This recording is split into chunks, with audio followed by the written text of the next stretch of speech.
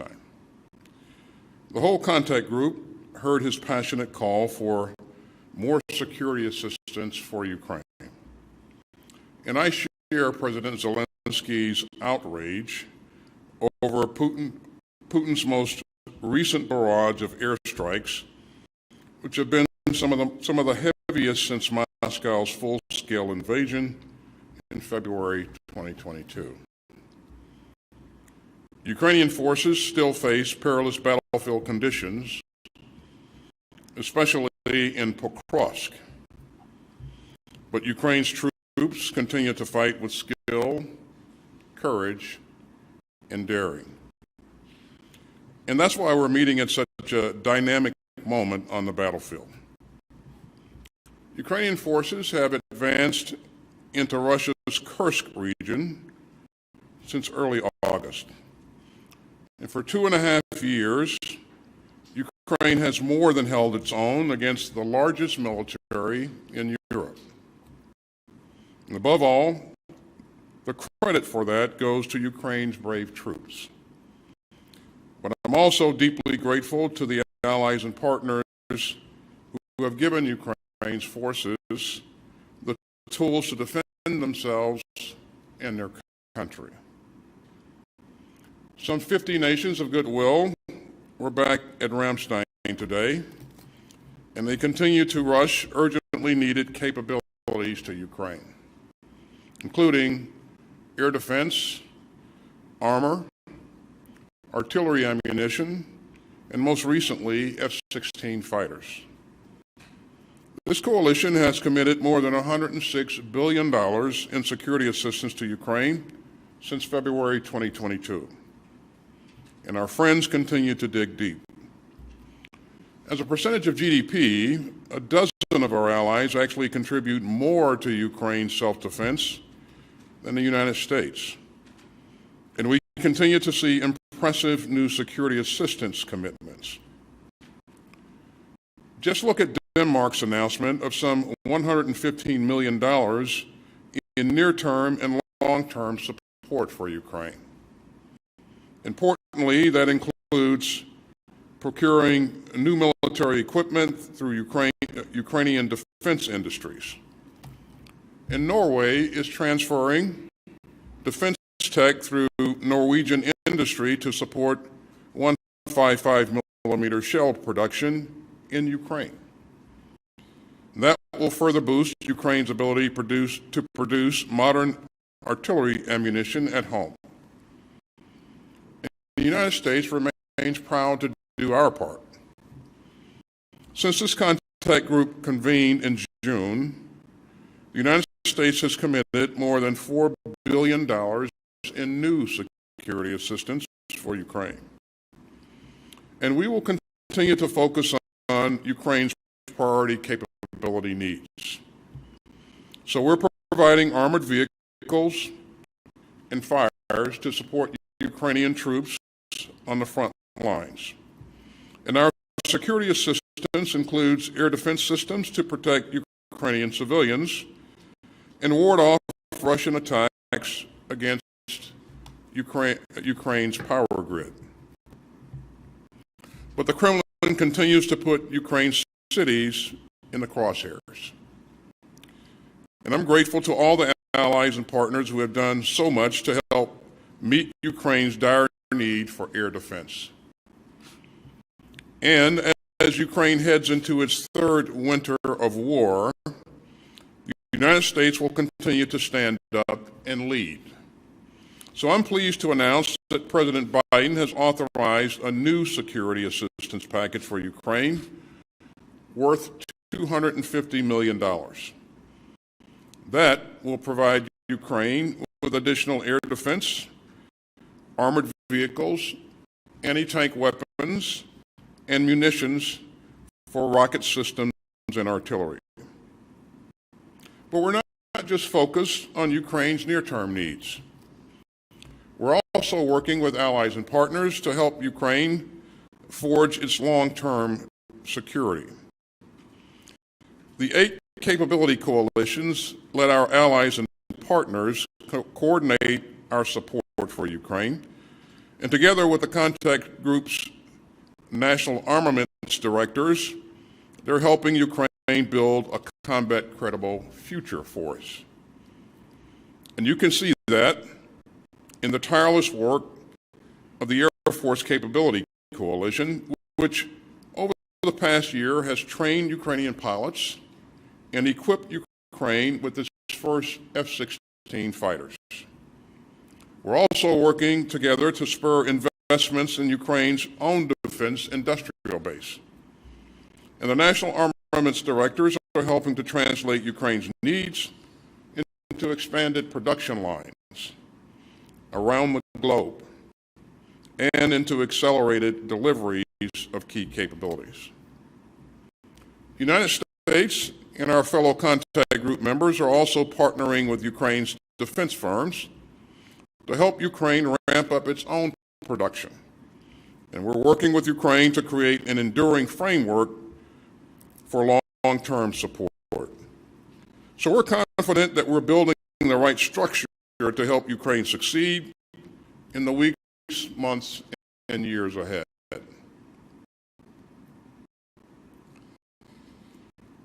You know, I always find it moving to look around the room at this contact group. It's still sort of amazing to see leaders from 50 countries from all around the world all sticking up for what's right. And they're also standing up for our shared security in the 21st century. Putin seeks a world of empires and autocrats, a world where might makes right, a world where bullies get to invade their peaceful neighbors with impunity. And that would be profoundly dangerous for the United States and for peace-loving people everywhere. So the United States and our allies and partners worldwide rallied together. And today we stood up again for our values and our security. The members of this contact group understand what's at stake, and we won't back down. And with that, let me turn it over to General Brown. Well, thank you, Mr. Secretary. Good afternoon, everyone. About 2 weeks ago, Ukraine celebrated its Independence Day, marking 33 years as a free nation. On 24 August 1991, the Act of Declaration of Independence of Ukraine was signed. The Declaration invokes the nation's right to self-determination under the United Nations Charter and reads, "The territory of Ukraine is indivisible and inviolable. From this day forward, the Constitution and laws of Ukraine only are valid on the territory of Ukraine." For 2.5 years, Ukraine's sovereignty has been under siege. Russia still aims to annex Ukraine and impose their laws on its people. But Ukrainians have shown the world that they are indivisible. And they defended their freedom with unwavering resolve. With the support of the nations here today, Ukraine will remain an independent and sovereign nation. I'd like to thank Secretary Austin for convening this coalition once again, and sir, thank you so much for your leadership. A sincere thank you and an honor to be joined today by President Zelensky, and also thanks to Defense Minister Umerov for being here today with the Ukraine delegation. And to all the nations of the Ukraine Defense Contact Group here today, thank you. This coalition has been indivisible in supporting Ukraine to repel Russian aggression. Our collective stand is more than just beating back one illegal invasion. But potential aggressors are watching how the world responds, how we collectively fight to uphold international law, national sovereignty, and democratic norms. Russia's aggression in Ukraine is a challenge to the free world. The principles we are defending, the right to self-determination, the sanctity of national borders, and the rule of law, are the very foundations of global peace and stability. If these principles are compromised in Ukraine, that precedent can encourage similar acts of aggression elsewhere, undermining the international order we worked so hard to build. That is why our support for Ukraine is not just about helping one nation. It's about safeguarding the principles that bind us together as a global community. And this coalition has shown that collective commitment to common principles can translate into significant battlefield success. When Russia invaded Ukraine, many thought Kyiv would fall in just a matter of days. But Ukraine proved to be a stubborn opponent. Within days, millions of everyday Ukrainians mobilized, determined to defend their freedom, independence, and way of life. The Ukrainians have exploited Russian vulnerabilities and innovated unconventional solutions. In recent months, Ukraine's stymied Russians' offensive toward Kyiv and has inflicted tremendous losses on Russian forces. And now, Russia is facing Ukraine's counteroffensive on their own soil. Without a doubt, Ukraine's indivisible strength of will is the main reason Russia is failing in its own invasion. It's the ongoing support from the nations here today that has helped turn that will into fighting power. But in the last few weeks, Russia has doubled down on its objectives, launching major multi-axis attacks with devastating outcomes. This week's attacks on hospitals, schools, and residential areas, along with major shelling of energy and agricultural infrastructure, remind the world that Russia will take any means necessary to challenge Ukraine's sovereignty. The some 50 nations here today are responsible for helping build Ukraine's combat power for the past two and a half years. We cannot stop now. The challenge before us is that Ukraine needs help reconstituting their combat forces and generating new ones between now and the next spring. We must build on the current momentum, providing parts, equipment, and training to sustain Ukraine's fleet of supplied weapon systems. We must also help Ukraine build its own industrial base by unlocking technical specifications, pursuing co-production opportunities, and providing key maintenance training. This will enable robust domestic production and sustainment capacity. Our continued support, combined with Ukraine's indivisible determination to defend itself, sends a message to authoritarian regimes. They won't win against a group of nations that stand for freedom and democracy. 33 years ago, Ukraine declared that they were a nation that is indivisible and inviolable, that they would obey only the laws set forward by the democratically elected Ukrainian government. They have fought courageously for these principles over the past 2.5 years. And with the Ukraine Defense Contact Group's assistance, they will continue to withstand Russia's attacks and remain a free, independent, and democratic nation. Thank you, and I look forward to your questions. Thank you both, gentlemen. Our first question will go to Phil Stewart, Reuters.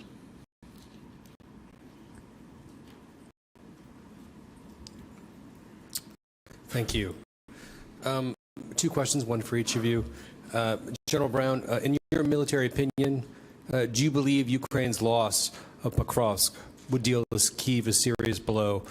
How high are the stakes here? And are you concerned that Kyiv might not be able to defend Pokrovsk without drawing forces from Kursk?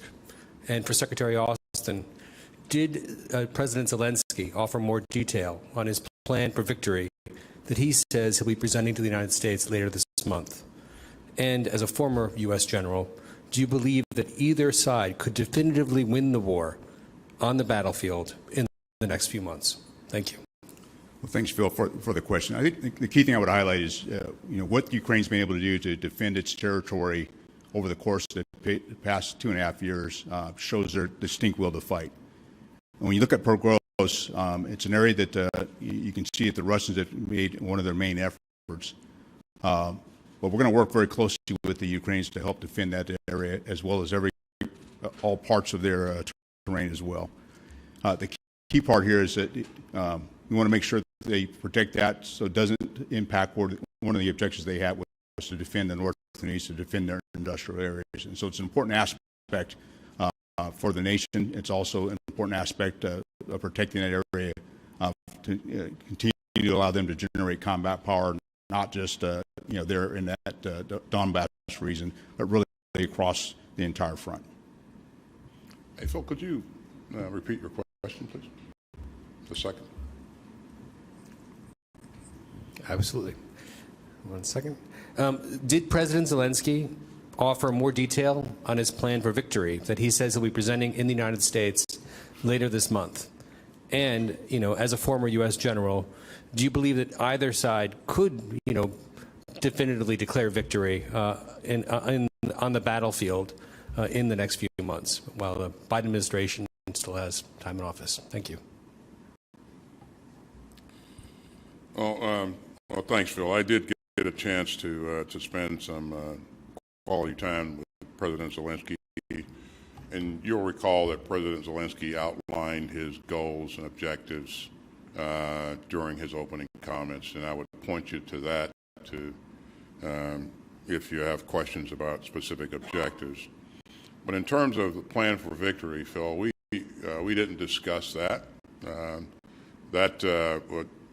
We talked about a number of things, but that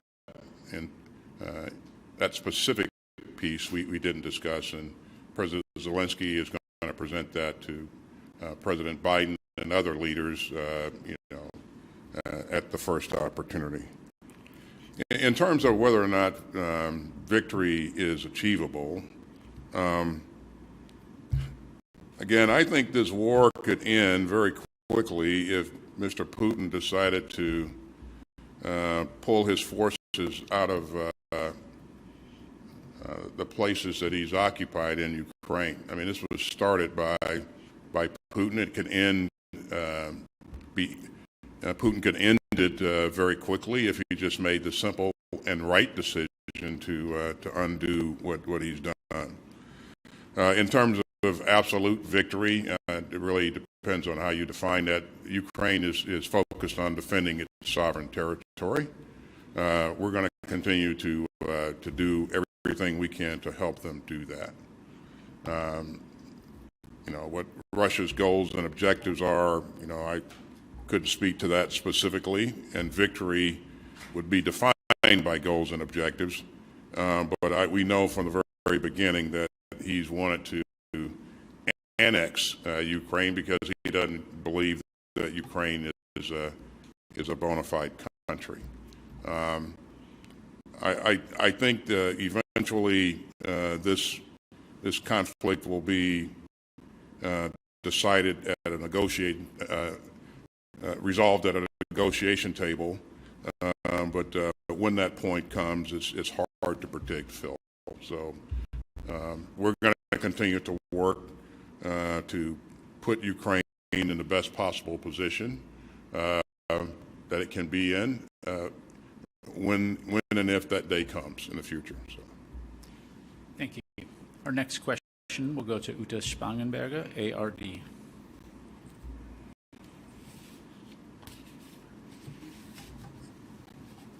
Mr. Secretary of Defense, hello.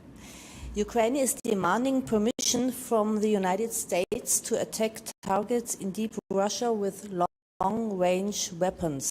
What is your opinion on that?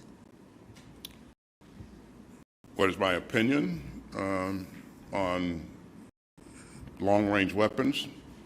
Uta, what I have been focused on throughout is trying to help Ukraine be successful in this tactical fight, in this operational struggle to make sure that it can defend its sovereign territory. And there's a number of ways to accomplish that. We said all along, Uta, there's no one capability that will in and of itself be decisive in this campaign. You know, we had this discussion about tanks.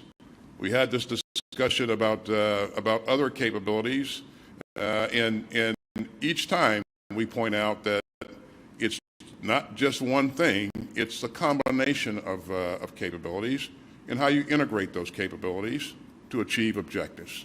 So we're going to remain focused on doing everything we can to ensure that they have what they need to be successful and to create the right dynamics on the battlefield that maybe create some opportunities and that help Ukraine better defend its sovereign territory. And they haven't done so bad, Uta. You know, if you think about the fact that what I said earlier, this is the largest military in Europe that they faced. And when this conflict started, Ukraine didn't have much of a military, much of an army to speak of. But they built capability over time, and they've been able to do that with the tremendous security assistance that allies and partners have provided them throughout. So I don't believe that one specific capability is going to be decisive, but again, our approach to integrating things and to making sure that they have the right skill sets to employ those capabilities, and those capabilities are, you know, linked to specific objectives. So. Thank you, sir. Our next question will go to Charlie D'Agata, CBS News. Thank you. First of all, Mr. Chairman, when it comes to the operation in Kursk, how satisfied are you that they have the resources that they need, especially as we head into the winter months? And are there contingency plans underway, or at least in place, should they need to be redeployed? And Mr. Secretary, I have to go back. President Zelensky has repeatedly requested for these long-range attacks inside Russia. Even allies agree. So what is stopping the United States from giving the go-ahead?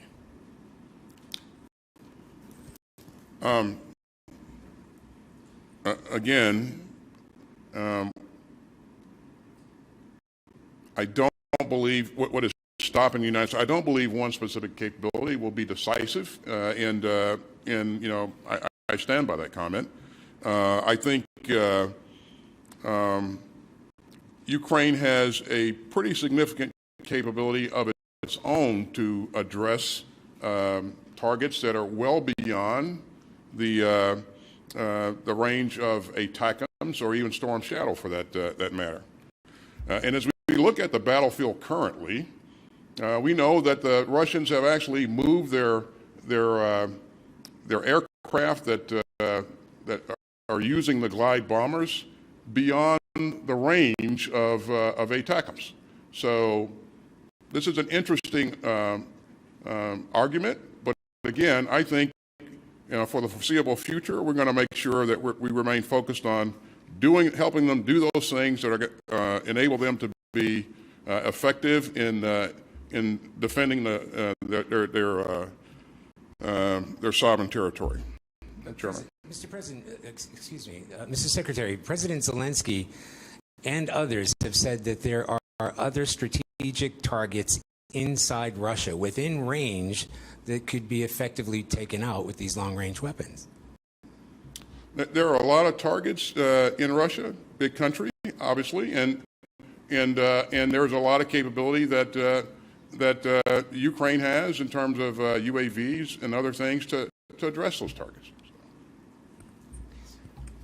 Charlie, to answer your question on Kursk, and this is one of the areas that, as we talked to the Ukrainians and some of the conversations we had today, and the conversations I've had with my counterpart, General Sersky, is ensuring they have the capabilities logistically to support themselves while they're there in Kursk. And so that is the conversation. At the same time, how do we make sure that they're able to, tied to the earlier question, protect growth as well?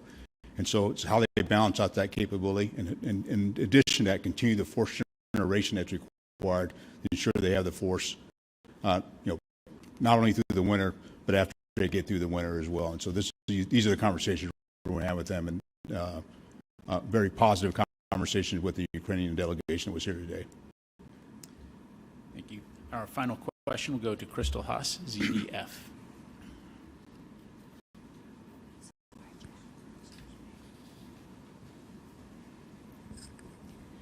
Mr. Secretary, soon there will be elections in the United States. If Donald Trump wins, would this affect the help for the Ukraine? And to the chairman, the question, do you think that it's possible for the Ukrainian forces, military scene, to conquer back the landscapes they lost?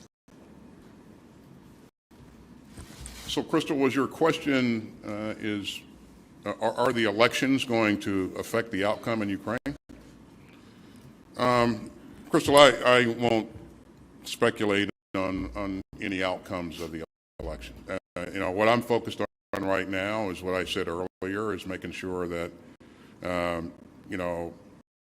Ukraine has the ability to create the conditions on the battlefield that provide some advantage to them so that they can be successful in the defense of their sovereign territory.